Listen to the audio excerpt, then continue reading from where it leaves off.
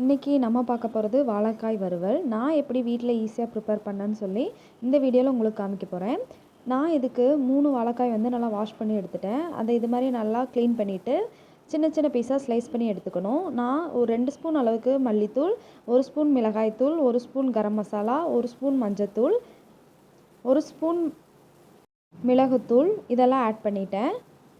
2 cup அளவுக்கு அரிசி மாவை ஆட் பண்ணிட்டேன். 2 கப் அளவுக்கு ரவை நான் ஆட் பண்ணிட்டேன்.